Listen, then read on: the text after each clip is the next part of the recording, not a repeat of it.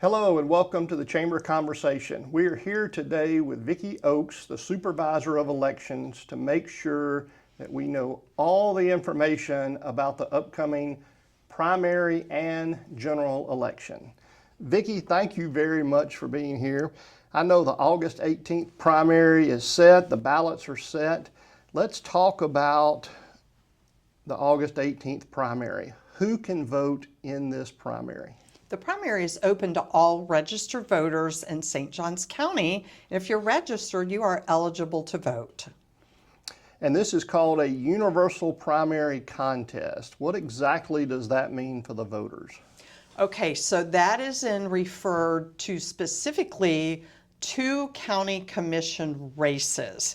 You know, we have a lot of races on the ballot other than the county commission races. And specifically, we have two county commission seats up for election, District 2 and District 4. As a voter, you can vote on both races. The universal primary contest is particular to this year because candidate qualifying during that time for both races, we had only registered Republicans. So that's what makes it a universal primary contest. This race will not move ahead to the general election. It will be settled in the primary, so it becomes open to all registered voters. Everyone can vote on the commission races, and both District 2 and District 4 will be on all ballots in St. Johns County.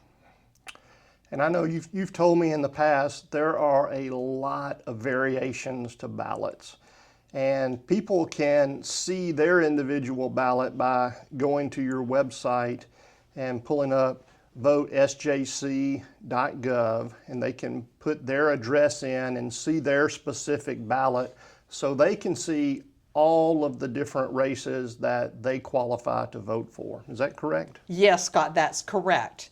The tool is called My Voter Status. You click on it, type in your information, it brings up your voter record.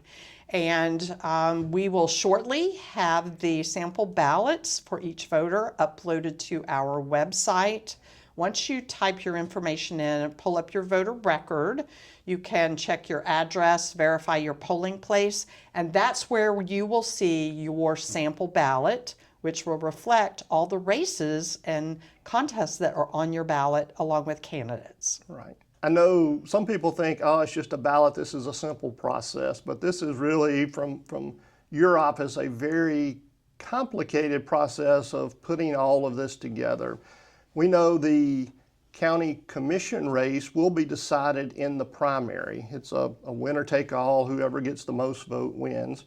But some of the races, like school board, one of those with 3 candidates, depending on how that vote goes, that might roll to the November general election as well. Can you explain a little bit about how that process works? Sure, I'd be glad to. There are a couple of other races that will be settled in the primary as well.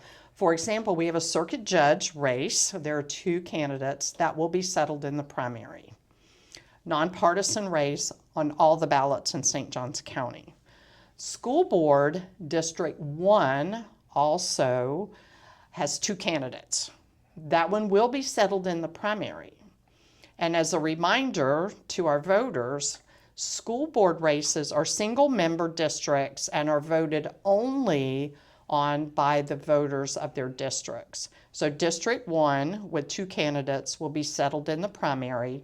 District 4 has 3 candidates. It has the potential to go on to the general election if not one of the candidates receives 50% of the votes cast in that race plus 1, which is a majority. Right. And I know there are a number of other elections on the primary ballot, starting with governor and going all the way down. Do you want to talk a little bit about those?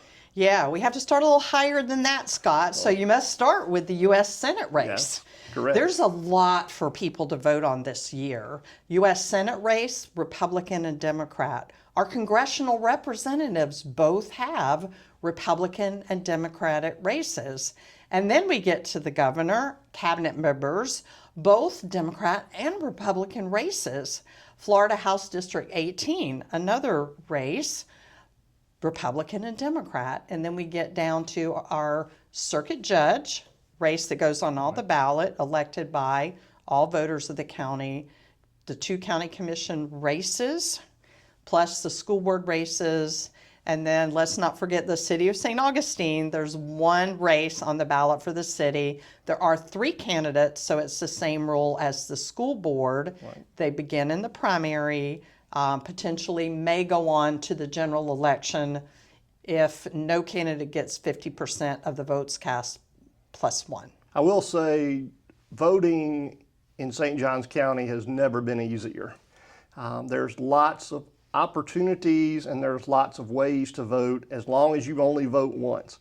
But you talk a little bit about the different opportunities for people to be able to vote, to make it more timely for them and easier for them, which is actually the goal, to make it as easy as possible to vote. Absolutely. I say voting's never been easier than it is today. Any registered voter can request a ballot and vote by mail. It's simple to do. Call the office or use our online tools we have available on our website. We have early voting prior to each election. For the August primary, it will be 8 days from August 8th through the 15th. We have 7 locations around the county that will be open from 9 to 6 daily. That includes 2 Saturdays and 1 Sunday. And my favorite part about early voting is there's no wrong place to go as long as you vote within the county that you live. And as a last opportunity, your precinct is always open on election day from 7 a.m. to 7 p.m. right in your neighborhood. And for additional information, people can always go to votesjc.gov. And I know your office will continue to put out additional information as we get closer to elections, as well as sample ballots. Is that correct? That's right. The sample ballots will go to each registered voter in St. Johns County who has not requested a vote by mail ballot. They'll be mailed about 3 weeks before the election, and that will contain a lot of information about the election as well. VoteSJC.gov for the information. Is there anything else that you would like to share with the voters out there? I'd like to encourage our voters to get out and participate. Like you said, Scott, there are a lot of really important issues facing not only our state, our county, our nation, and some referenda that will be on the ballot in November that will be very important. So I appreciate the opportunity to be with you and put some information out to the voters. And I just encourage people to do your homework and to participate in this process that we have in our country about directly electing our officials. Thank you very much for your time. I sincerely appreciate it. You're welcome.